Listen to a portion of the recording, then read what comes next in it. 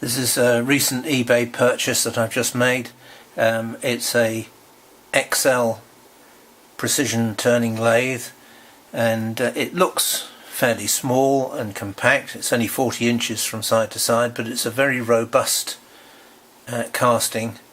And the cross slide, top slide, the compound slide is very substantial. The bearings are very substantial, so this will take a lot of work. But the cross slide feed and the top slide feed are both worn and need replacing, so that's going to be one of my first jobs to do. Quite an easy job actually, and I'll show you how I do it.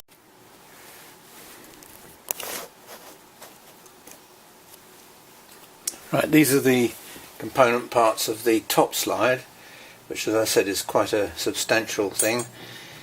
This is the feed screw.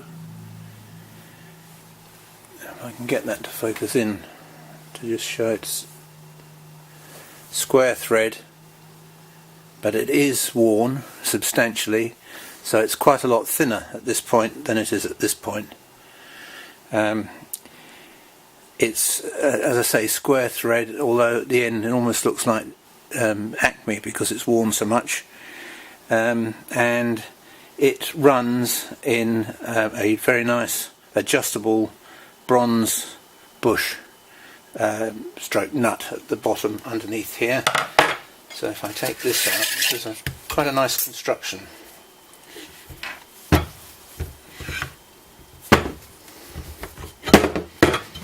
Take that out of the way.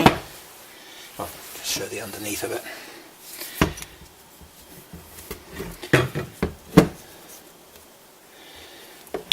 So this is the nut, and inside the nut is an adjustable second nut, which this goes in here. I won't push it in because it's a bit stiff, and it's held in place with a screw which sits in that position, and there's a gap between the two when it's in position, so you can adjust with the screw up and down to get the amount of backlash removed completely. And it's really a very nice, simple and very accurate way of dealing with backlash. So what I shall have to do is to drill this out, and there is room, 1/2 inch, and put in a sleeve which is threaded for Acme thread. Now this is a replacement thread, and this lathe, like some others, it's got left hand and right hand threads on it, so you have to be careful when you're buying Acme rod to make sure you get the right one.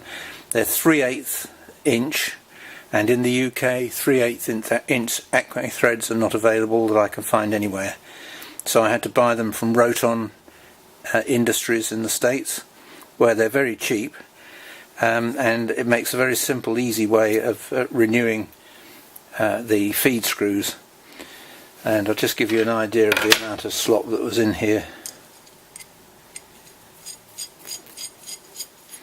That's the adjustable nut.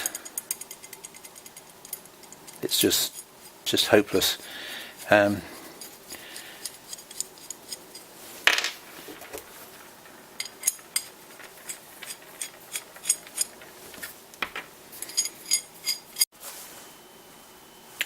what I shall do is I shall cut this at the point where the thread stops, drill out inside, and then on the replacement part I'll machine down the spigot that fits in the hole that's drilled.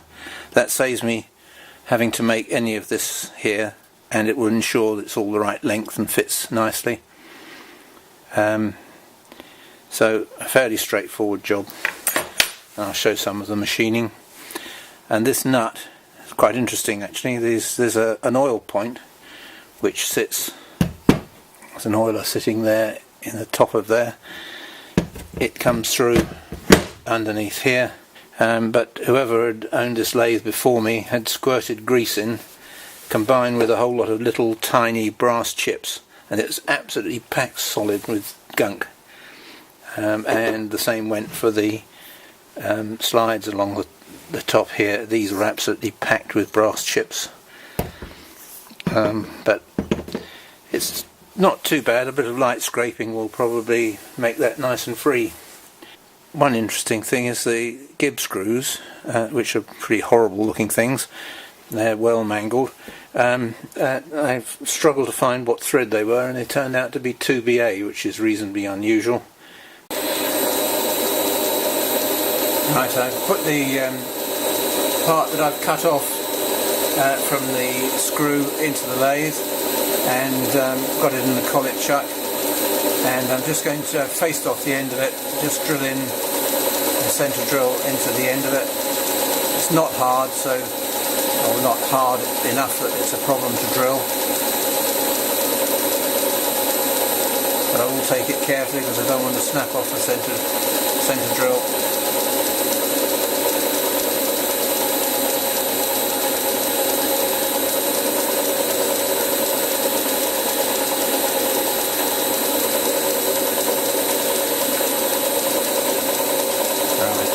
Sufficient, I think.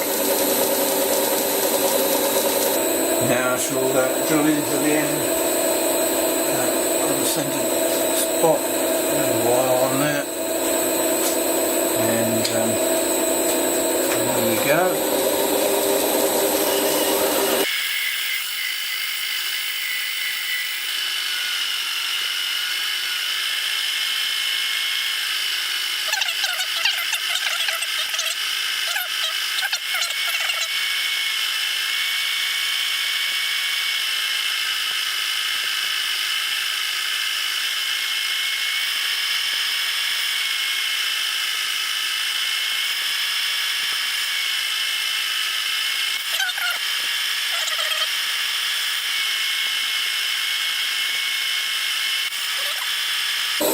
Opening this hole up now.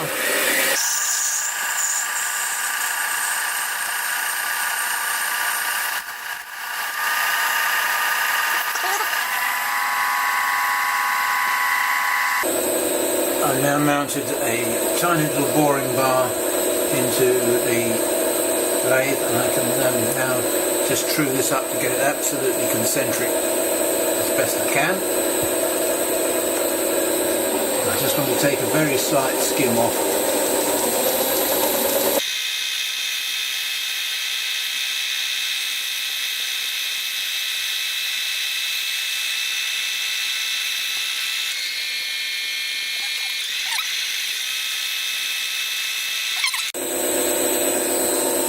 The next job is to turn this down. The spigot that I need is 17mm long, and I've got the DRO set up so I can easily judge that. I've got it in the collet chuck so that the threads won't be damaged.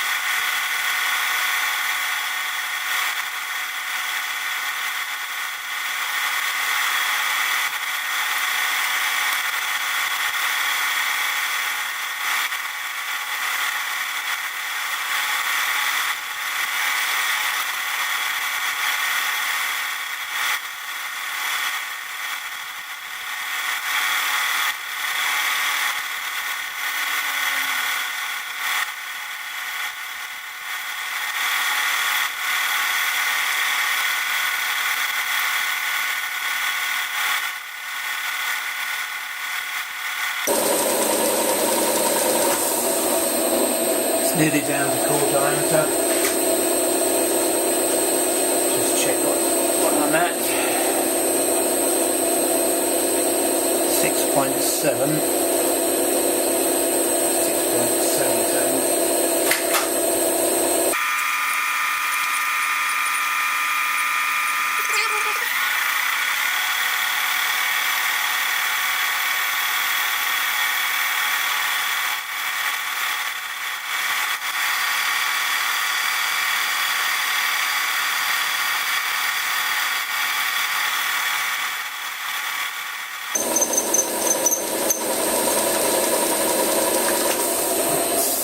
6.72. Just check, make sure that's right. 6.5.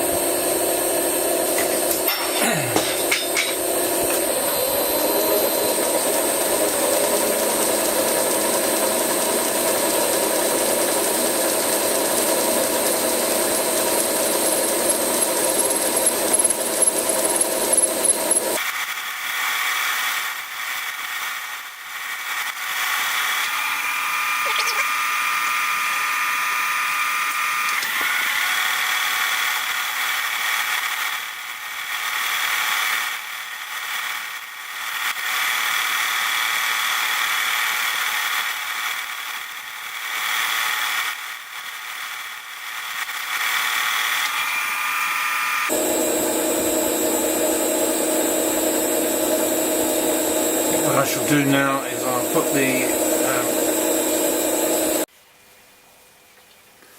I've now drilled this out and turned that down, and I've got a reasonably decent fit. It's actually not taking it right down to the depth of the thread, but that's probably quite good because it'll leave somewhere for the fluid to come out when it's glued together. And the thing to do is to make sure it's held accurately in the collet, and I'll move the tailstock in and hold it in the tailstock as well, so that it's held straight while the glue sets. And the glue that I'm using is Loctite 603.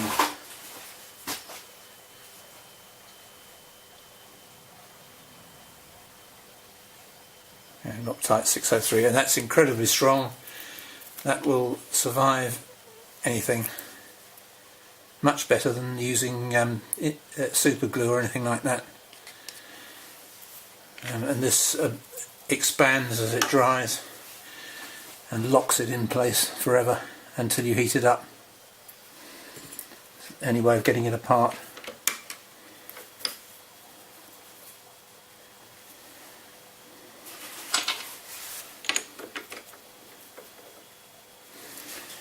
So that's now glued in place.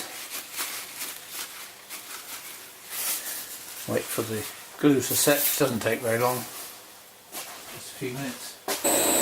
Now the glue has gone off and set, and that's now running reasonably true. It's not absolutely perfect, but there were some imperfections in here.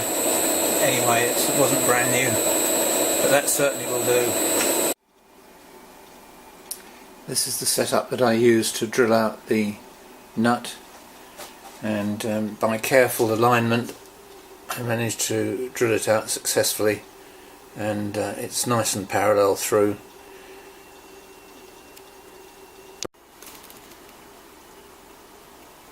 Before I drilled it out, I did clean up the top surface so the top and the bottom surface were then parallel to each other. You can see that's drilled out quite nicely through there, so that's ready to take a sleeve now with the Acme thread in it.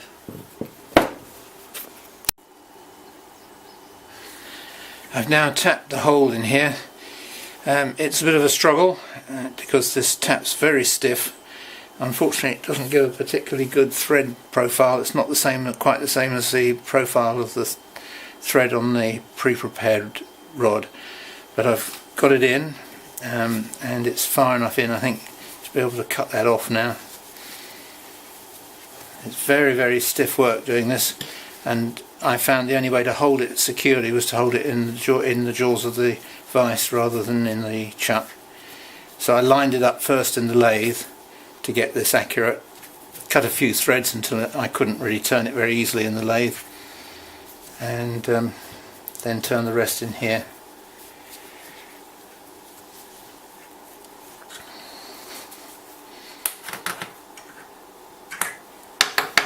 So I've got about that depth of thread cut.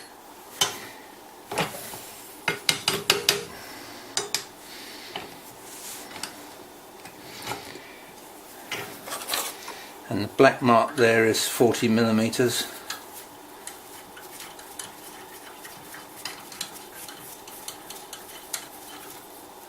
So it's well past 40mm.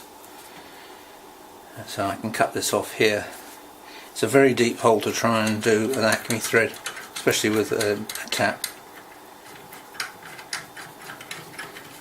I have the assembled parts before gluing on the bench, and you can see that screw hole there is the one that locks this screw in place here.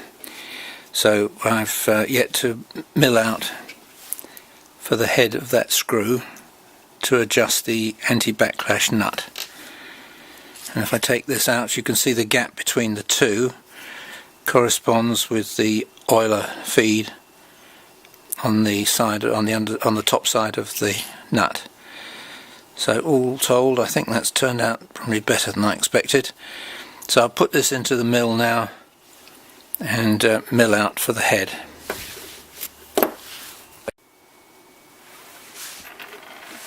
Ready now to glue this in.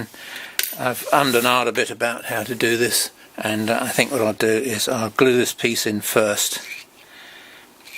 It's quite a nice fit, and then hope that the other one lines up. I'm sure it will. So what I'll do is I'll put some glue on this rod. This is Loctite 603, same as I used before. It's excellent stuff. There's a thin film of it around the inside there.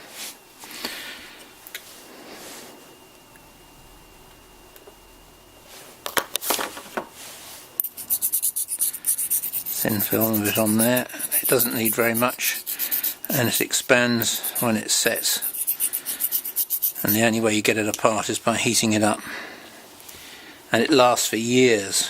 I've got some clock wheels that were glued on with an earlier version of this, and they're still glued on after 40 years. So insert that in there up to the end. Just check whether there's any glue lying around inside. No, there isn't. So I'll just leave that to set, and then I'll come back and check the fit of the rest of it afterwards.